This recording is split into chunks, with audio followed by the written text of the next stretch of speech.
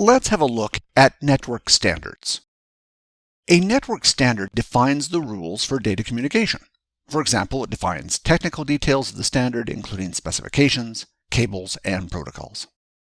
For devices to communicate effectively, they must adhere to a specific standard. This requirement applies regardless of the type of device. If a device fails to conform to this standard or implements it poorly, compatibility with other devices cannot be guaranteed. In large networks, such as the Internet, adherence to these standards is crucial. Non-compliance could lead to communication issues or unforeseen problems with other devices. Let's have a look at the network standards we need to know for the A+ exam. When working with networks, you will come across IEEE, followed by 802. IEEE is the Institute of Electrical and Electronics Engineers. It is the largest association of technical professionals in the world, and is responsible for developing and maintaining the network standards we will be examining. 802 is the project number. When they first started, this was the next project number. By a stroke of coincidence, the first meeting took place in February 1980.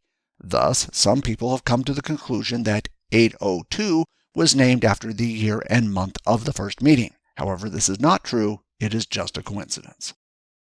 Under 802, there are a number of different standards. For the A+ exam, we are only concerned with two of them. The first one being the third standard. This is for Ethernet, which is concerned with physical cabled networking.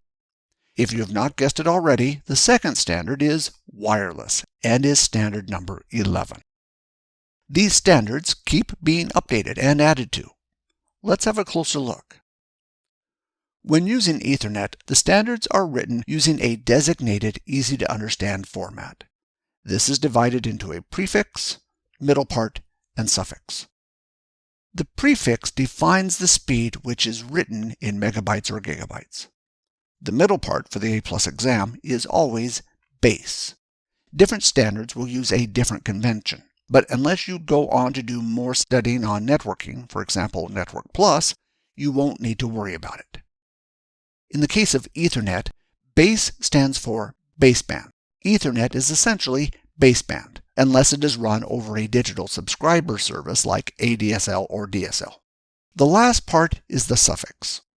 For the A+ exam, know that T stands for twisted pair. There are other suffixes used, for example with optical fiber. There are also other suffixes used to indicate the cable length is longer than normal. For twisted pair Ethernet, if you are using the right cabling, the distance is 100 meters.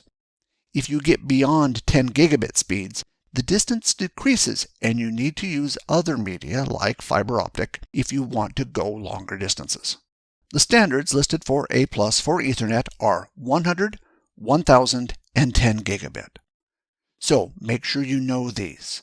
As long as you know the start is in reference to the speed and recognize T as twisted pair, you should be okay. Now let's have a look at wireless.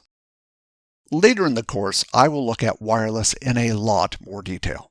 The wireless standards all start with 802.11, followed by a suffix. The standard defines the speed, radio frequency, and distance supported, etc. Since the last standard was released in 2014, you will find that a lot of modern devices will support all the standards shown. However, some devices may not support the latest standard. Your circumstances will determine which standard you will choose.